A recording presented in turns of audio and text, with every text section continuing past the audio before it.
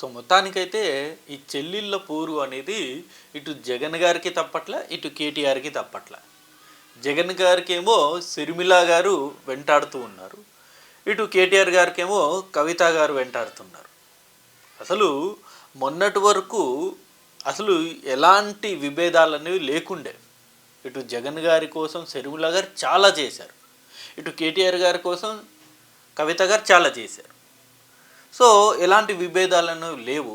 But ఉన్నట్టుండి సడన్గా ఏమైందో ఏమో కానీ ఫ్యామిలీ ప్రాబ్లమ్స్, ఫ్యామిలీ గొడవలు, లేకపోతే ఆస్తుల తగాదాలు ఏమో కానీ మొత్తానికైతే ఇప్పుడు అసలు ఈ చెల్లెళ్ళ వల్ల ఇద్దరు అన్నయ్యలు ఇబ్బందికర పరిస్థితులు ఎదుర్కొంటున్నారు. సరే, దీని గురించి మనం కంప్లీట్గా డిస్కస్ చేద్దాం. ముందుగా ఎవరైతే వీడియో చూస్తున్నారో మీ అభిప్రాయాన్ని కింద కామెంట్ రూపంలో డెఫినెట్గా తెలియజేయండి. ఈ అంశం గురించి జగన్ గారికి షర్మిల గారి వల్ల ఈ విభేదాల వల్ల జగన్ గారికి ఎంత నష్టం జరుగుతుందనేది, లేకపోతే ఇప్పుడు కవిత వల్ల కేటీఆర్కి ఎంత నష్టం జరుగుతుందన్నది ఒక్కసారి మీ అభిప్రాయం కింద కామెంట్ రూపంలో తప్పకుండా తెలియజేయండి. ఇక ఫస్ట్ మనం మాట్లాడుకోవాల్సింది జగన్ గారిది. సో జగన్ గారు అధికారంలో ఉన్నప్పుడే షర్మిల గారు ఎందుకో విభేదించారు. జగన్ గారితో ఆస్తి తగాదాల వల్ల వాళ్ళు కంప్లీట్ షర్మిల గారు వాళ్ళ మదర్ ఇద్దరు బయటకు వచ్చేసారు. బట్ వేరే ఇక్కడ కవిత గారి విషయంలో ఏం జరిగిందంటే, ఇక్కడ అధికారం కోల్పోయాక కవిత గారు బయటకు వచ్చారు. ఇక్కడేమో అధికారంలో ఉండంగానే షర్మిల గారు విభేదించి ఆస్తి తగాదాల వల్ల బయటకు వచ్చారు. అది ఓపెన్ పబ్లిక్ అయిపోయింది. ఆస్తుల వల్లే వాళ్ళిద్దరు ఇద్దరి మధ్య విభేదాలు వచ్చాయన్నది పబ్లిక్ అయిపోయింది. బట్ ఇక్కడ రీజన్స్ ఏమో కానీ ప్రస్తుతానికైతే ఎలాంటి కారణాలు అయితే అఫీషియల్గా బయట రాలేదు. బట్ విభేదాలు అయితే తారాస్థాయిలో ఉన్నాయి. కాబట్టి ఇక్కడ కేటీఆర్ గారు కవిత గారిని బయటకు పంపించేశారు.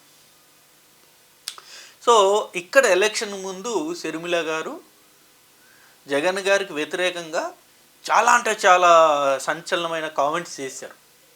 ఎంత సంచలనమైన కామెంట్స్ అంటే, షర్మిల గారు ఏదైతే వివేకానంద రెడ్డి గారి హత్య కేసు ఉందో ఆ హత్య కేసుని జగన్ గారికి లింక్ చేస్తూ అనేక స్టేట్మెంట్లు ఇచ్చారు.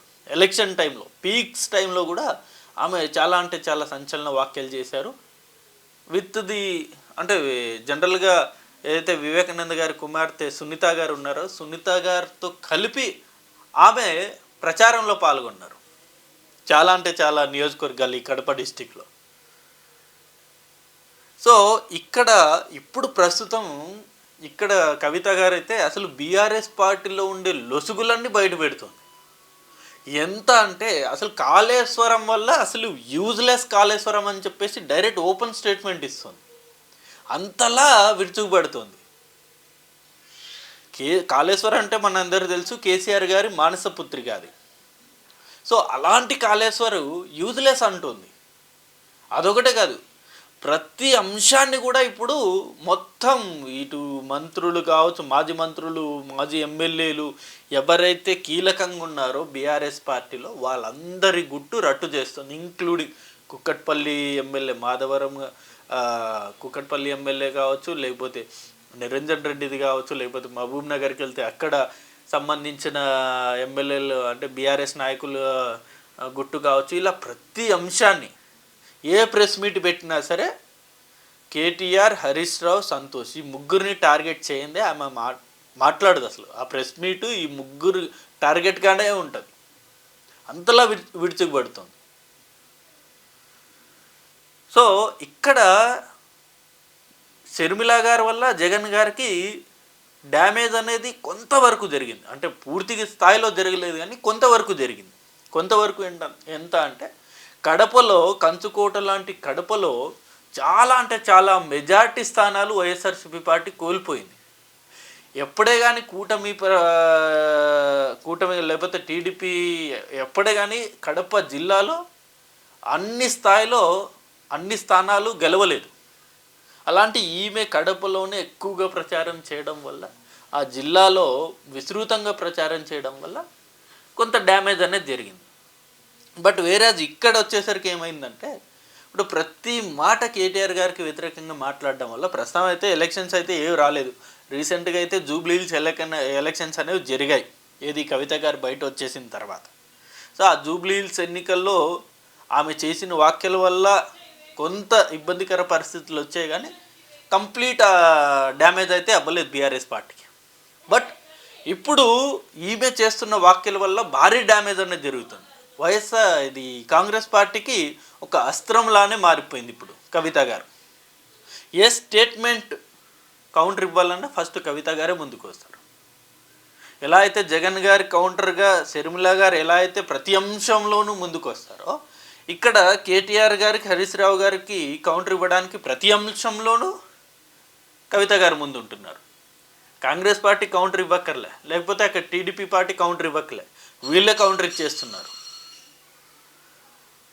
అసలు ఇక్కడ బీఆర్ఎస్ పార్టీలో ప్రధానంగా కవిత గారిని బయటకు పంపడానికి ప్రధాన కారణం, జనరల్గా ఎక్కువగా వినబడుతున్న కారణం ఏంటంటే, ఏదైతే ఈ లిక్కర్ స్కామ్లో కవిత గారు ఇరుక్కున్నారో, కవిత గారు జైలుకి వెళ్ళారు, ఆ లిక్కర్ స్కామ్ వల్ల బీఆర్ఎస్ పార్టీకి భారీ డ్యామేజ్ అనేది జరిగిందండి. ఎందుకంటే ఈమె జైలుకి వెళ్ళడం వల్ల అసలు ఇక్కడ ప్రజల్ని వాళ్ళు కనీసం కన్విన్స్ చేయలేకపోయారు. ఇప్పుడు ఎంపీ ఎలక్షన్స్ అప్పుడు మనం చూసాం, 0 వచ్చింది బీఆర్ఎస్ పార్టీ. ప్రతిపక్షాలు అన్నీ కూడా బీఆర్ఎస్ పార్టీకి ఒకటే టార్గెట్ చేసాయి, ఒకటే అంశం మీద టార్గెట్ చేసాయి, అదే Kavitha liquor scam. So national wide జాతీయ స్థాయిలో చక్రం తిప్పాలనుకున్న కేసీఆర్ లాంటి నాయకులకి ఈ లిక్కర్ స్కామ్ అనేది ఒకటి కుర్చీలో మేకలా తయారైంది. ప్రతి ఒక్కరు ఇదే కదా పాయింట్అవుట్ చేసేది.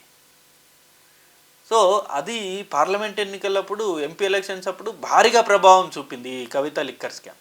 సో ఆ కారణం చేతనే ఒక లెటర్ని బయటకు పెట్టి అక్కడి నుండి పొగబెట్టడం స్టార్ట్ చేశారు. పొగబెడితే ఆటోమేటిక్గా కవిత గారు బయటకు వెళ్ళిపోతారు అన్నట్టు. సో అక్కడ నుండి లెటర్ బయటకు పెట్టడం, దాని తర్వాత వ్యతిరేక కథనాలు స్టార్ట్ చేశారు, దాని తర్వాత వ్యతిరేకంగా సోషల్ మీడియాలో ప్రచారం చేశారు, ఇక ఏకంగా పార్టీ నుండే సస్పెండ్ చేశారు. సో రీసెంట్గా మనం చూసే అసెంబ్లీలో ఆమె మాట్లాడిన మాటలు నిజంగా బీఆర్ఎస్ పార్టీని టీఆర్ఎస్గా మార్చడం ఇష్టం లేదనో, లేకపోతే అమరవీరుల స్తూపం గురించో, లేకపోతే ఈ ధర్నా చౌక్ ఏదైతే తీసేశారో నేను అప్పుడు నిజంగా బాధపడ్డా, ఇలాంటి మాటలు అనేక మాటలు మాట్లాడారు. బట్ వాటి మీద కూడా అనేక రాజకీయ అంశాలనే ఉన్నాయి. మీరు అధికారంలో ఉన్నప్పుడు ఇలాంటివి ఏవి గుర్తు రాలే, కానీ మీకు అధికారం కోల్పోయాక ఇవన్నీ గుర్తొచ్చాయన్నట్టు చాలా కౌంటర్స్ అనేవి సోషల్ మీడియాలో వస్తూ ఉన్నాయి. సో ఏది ఏమన్నప్పటికీ ప్రస్తుతానికి ఈ ఇరు చెల్లెల వల్ల, ఇటు కవిత గారి వల్ల, ఇటు షర్మిల గారి వల్ల ఇబ్బందికర పరిస్థితులు అయితే భారీగా ఉన్నాయి రెండు పార్టీలకు. ఇప్పుడు షర్మిల గారికి ఏమో కాంప్రమైజ్ చేద్దామంటే షర్మిల గారేమో కాంప్రమైజ్ అవ్వట్లే. సో కవిత గారిని కాంప్రమైజ్ చేసే ఆలోచన ప్రస్తుతం బీఆర్ఎస్ పార్టీ చేయట్లే. సో షర్మిల గారు ఫస్ట్ పార్టీ పెట్టారు, దాని తర్వాత తెలంగాణలోనే పోటీ చేస్తామన్నారు. అది ఏమైందేమో, ఇప్పుడు తెలంగాణలో మొత్తం పార్టీ క్లోజ్ చేసేసి ఆంధ్ర కాంగ్రెస్లో జాయిన్ అయిపోయింది, అక్కడ అధ్యక్షురాలు అయిపోయింది కాంగ్రెస్ పార్టీకి. ఇక్కడేమో త్వరలో ఉగాది రోజున మేబీ అనౌన్స్మెంట్ చేయొచ్చు కొత్త పార్టీ అన్నట్టుగానే ప్రస్తుతం ప్రచారం అయితే జోరుగా సాగుతుంది. సో చూద్దాం మరి ఈ చెల్లెళ్ళ పోరుకి అన్నయ్యలు ఎలా తట్టుకుంటారో మనకు భవిష్యత్తులో తెలుస్తుంది. ఇది అంశం అండ్ ఈ అంశం మీద మీ అభిప్రాయాన్ని కూడా డెఫినెట్గా కింద కామెంట్ రూపంలో తెలియజేయండి. Thank you for watching this video. Thank you.